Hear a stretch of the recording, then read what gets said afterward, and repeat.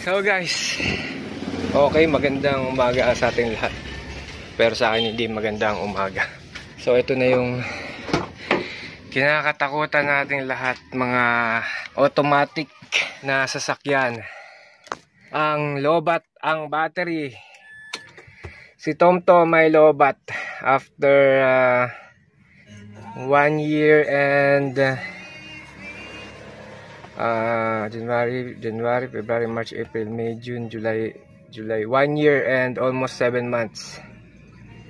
Try natin start ha. Ayun na ang pinaka nakakatakot na mangyayari sa atin ngayong araw. Isa pa,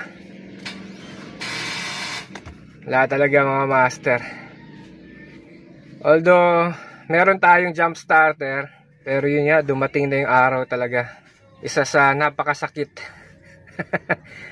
na araw ng ating buhay, ang bumili ng bagong baterya ng sasakyan. Anyways mga master, papakita ko na rin sa inyo kung paano ulit gamitin yung ating jump starter na XP15 car igniter. Buksan natin yung hood. Ay nako. Ay, at tayo magagawa kasama sa buhay talaga. Do yun nga, meron tayong nitong power bank na car igniter XP15 car igniter by Tilex. So magagamit natin siya ngayon for the first time sa ating sasakyan. Sana may charge. Okay, full charge naman. So diretso na tayo sa hood.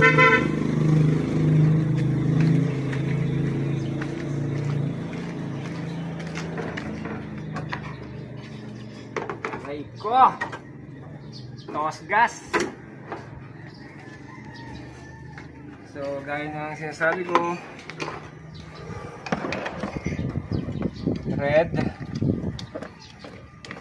is for the positive terminal, and then black dito. Actually pwede sa mga body yan eh, kaya lang wala akong mahanap na pwedeng pagpwestuhan. So dito yan, dyan nga yan siya mga master.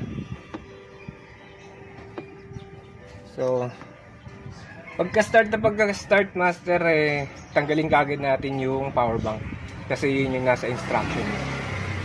Alright.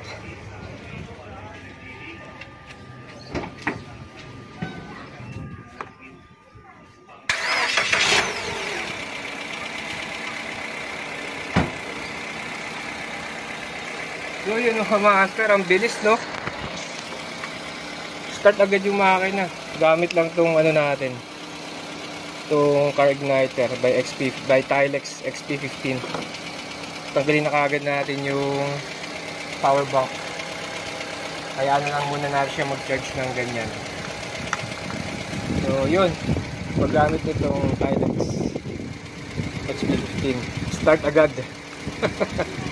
Kaya lang, tos gas tropa, saklap. Hayaan na muna natin yan mag-charge. Ay nako, parang lahat kata ng kamalasan niya yung araw dinala natin kasi yung gulong natin dalawa flat, malambot. So yun na mga master. Tilex baka naman ilang beses ko na nagagamit to.